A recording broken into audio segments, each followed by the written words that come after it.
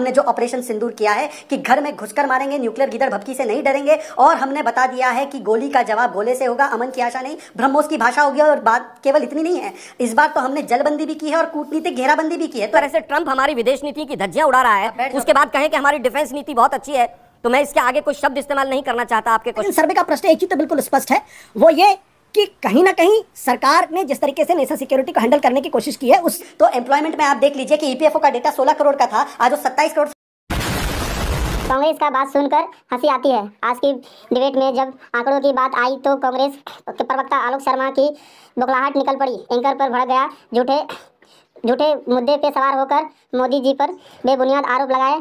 जैसे ही बीजेपी के शेर शहजाद होने वाला कांग्रेसी की साड़ी पोल पब्लिक के सामने खोल दी। चले मैंने पिक्चर चालू करो बे। में बिरयानी खाने के लिए 26/11 होता था, जिससे आप और मैं और मेरे कई सारे घर वाले प्रभावित हुए। आपको याद होगा साहिल जी, 167 लोग मारे गए। उसमें हम लोग most favoured nation status Pakistan को देकर आते थे, उल्टा कहते थे कि बलूचिस्तान में हमने आतंकवाद किया।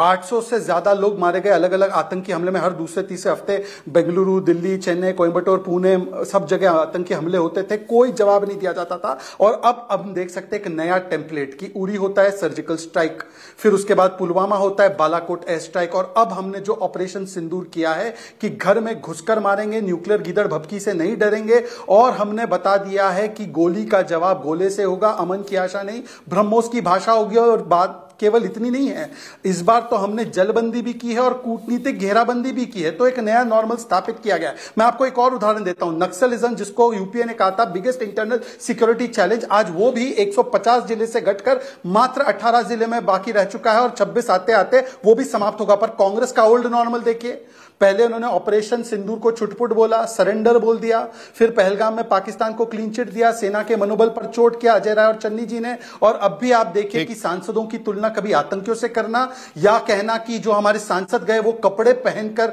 ड्रेसअप होकर गए, मतलब कि ऐसी टिप्पणी मेरे बारे में, मेरी पार्टी बारे में नहीं, सुप्रिया सुळे के बारे में ऐसी टिप्पणी कर रहे हैं, कनिमोजी के बारे में। तो ये अभी भी कांग्रेस ओल्ड नॉर्मल पाकिस्तान परस्ती, सेना का अपमान, यही कांग्रेस की पहचान। और इसीलिए 26/11 में कुछ नहीं किया, उसको वो कड़ा एक्शन मानते हैं। 53.9% लोग कह रहे हैं कि आतंक के खिलाफ सरकार का प्रदर्शन काफी अच्छा रहा, बावजूद इसके कि पहलगाम जैसे हमले अभी भी वैसे के वैसे ही चल रहे हैं। पिछले 10 साल में कई बार कश्मीर में इस तरीके से हमले हमने देखे।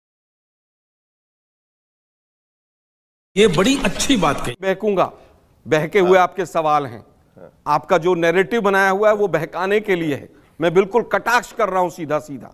मैं फिर कहूंगा कि मणिपुर जो हालत हुई है, और उसके बाद भी हम कहें कि हम सिक्योरिटी के मामले में सही हैं, 4 आतंकवादियों को हम नहीं पकड़ पाए, और फिर कहें कि हम सिक्योरिटी में बहुत आगे निकल गए हैं।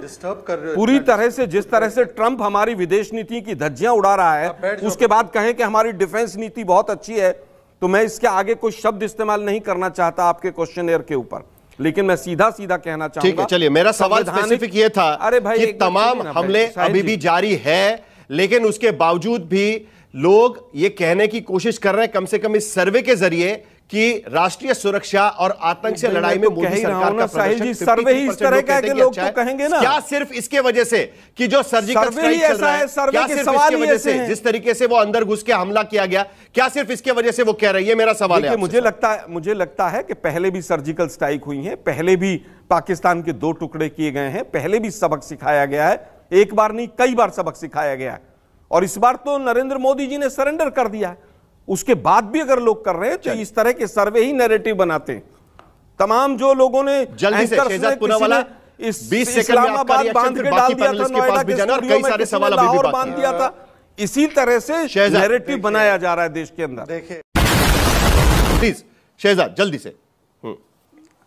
आपको भी नहीं है और इलेक्शन कमीशन को भी नहीं है, मैं केवल अपनी भूमिका रख रहा हूं। अब सुनिए ना, बिल्कुल, अभी किसी ने कहा सरेंडर कर दिया, ये सवाल शशि थरूर से पूछा, शशि थरूर से, तो शशि थरूर खिलखिला के हंसने लगे, बोलने लगे कौन है ये ऐसी बातें करने वाला, ना ट्रंप का कोई मीडिएशन न था, ना कोई थर्ड पार्टी मीडिएशन था, उनके डीजीएमओ ने हमें कॉल किया। तो चलिए डीजीएमओ की मत मानो, एमईए की मत मानो, शशि, मनीष और सलमान की तो मानो।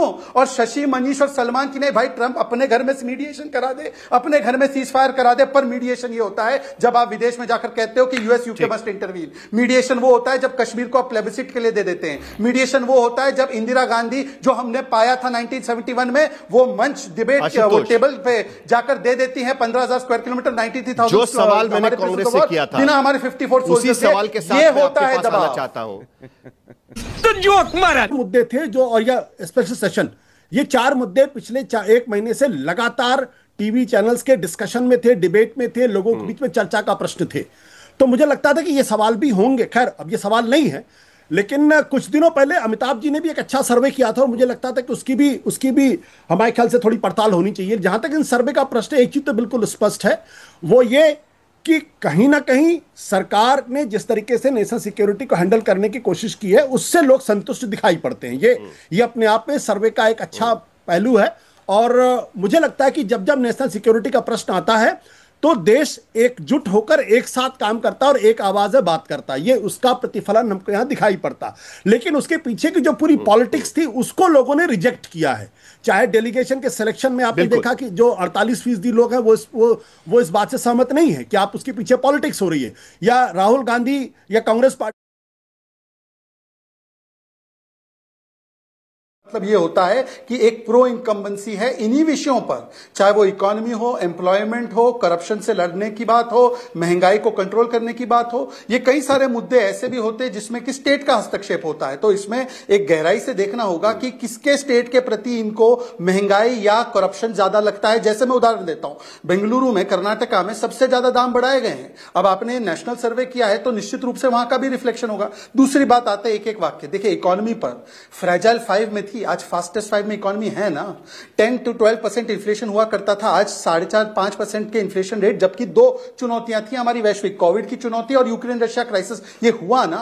आपने अभी जैम ट्रिनिटी की बात कराई, आपने कहा कि ये ज्यादा कोई महत्वपूर्ण नहीं। जैम ट्रिनिटी के माध्यम से 40 लाख करोड़ लोगों रुपए जो है जनता के खाते में गए और 85% वो खूनी पंजा या लुटेरा पंजा लूटने की स्थिति में नहीं रहा। जो पहले होता था 1 रुपया भेजे तो 85 पैसे खा जाते थे। तो ये भी भ्रष्टाचार पर ही एक रोक है। हमने देखा है कि किस प्रकार से, अभी आपने बात की एम्प्लॉयमेंट की, तो एम्प्लॉयमेंट में आप देख लीजिए कि ईपीएफओ का डेटा 16 करोड़ का था, आज वो 27 करोड़ सब्सक्राइबर हो चुके हैं। आरबीआई की क्लेम्स रिपोर्ट देख लीजिए, एसबीआई की रिपोर्ट देख लीजिए कि हर वर्ष जो है 1 से 2 करोड़ नौकरियां पैदा हुई, उत्पन्न हुई हैं। और इसीलिए तो लोगों ने हमें वोट दिया है। जबकि यूपीए के जमाने में 10 वर्षों के अंतराल में केवल 2.5 करोड़ नौकरियां पैदा हुई। ये आरबीआई की रिपोर्ट है। पर मैं आगे बढ़ना चाहता हूं, 10 सेकंड और, केवल 10 सेकंड और। देखिए अभी आपने बात की है कि महंगाई के विषय में, और महंगाई के विषय में बात कर लेते हैं। एवरेज इन्फ्लेशन देखे 10 to 12% हुआ करता था यूपीए के जमाने में।